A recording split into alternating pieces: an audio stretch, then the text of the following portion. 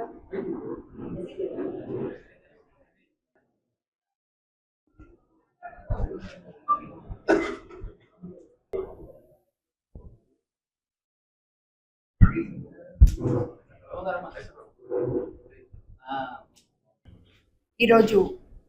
Mega Paytm మన ముఖ్యమంత్రి చంద్రబాబు నాయుడు గారు, యువనేత విద్యాశాఖ మంత్రి నారా లోకేష్ బాబు గారు రంపచోడవరంలో చేయడం జరిగింది. అలాగే రాష్ట్రం మొత్తం అన్ని కాన్స్టిట్యున్సీలో కూడా ఈ మెగా పేటిఎం జరగడం జరిగింది. ఒక్కొక్క తల్లికి 4 5 మందికి 3 వాళ్ళ అకౌంట్లలో ఈ తల్లికి వందనం జమ అయిందని వాళ్ళ కృతజ్ఞతని ముఖ్యమంత్రి గారికి వ్యక్తపరచడానికి, అదేవిధంగా నాకు తెలుపుకోవడానికి వాళ్ళు ఇక్కడికి రావడం జరిగింది. వాళ్ళ కోసం వాళ్ళు కూడా వాళ్ళ ఆనందాన్ని తెలుపుకుంటారు. కొంచెంసేపు దాలి మన ప్రభుత్వం అధికారంలోకి వచ్చిన తర్వాత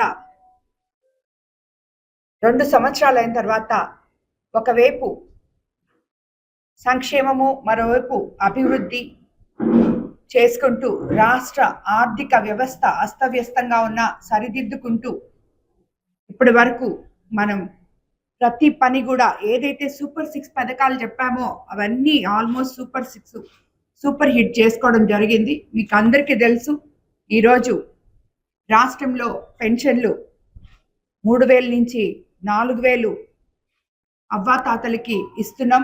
అలాగే దివ్యాంగులకి 6000 ఇస్తున్నాం. అలాగే డిసేబుల్ పీపుల్కి 15000 లెక్కన ఇస్తున్నాం. అన్నదాత సుఖీభవ 20000 లెక్కన ప్రతి రైతుకు అందే విధంగా చూస్తున్నాం. స్త్రీశక్తి పథకం కింద మహిళలు ఉచిత బస్సు ప్రయాణం చేసే విధంగా ఆల్రెడీ ఇస్తున్నాం. అలాగే 3 సిలిండర్లు ఇవ్వడం జరిగింది.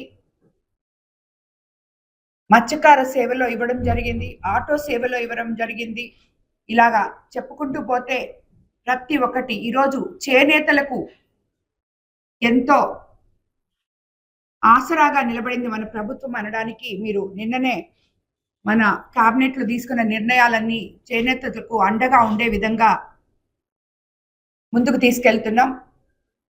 ఈరోజు మెగా పీటీఎంలో తల్లుల కళ్ళల్లో ఆనందం చూస్తే ఎంతో సంతోషం అనిపించింది. మన ప్రభుత్వం తల్లికి వందనం కింద 10,120.78 కోట్లు తల్లుల ఖాతాల్లో జమ చేయడం జరిగింది.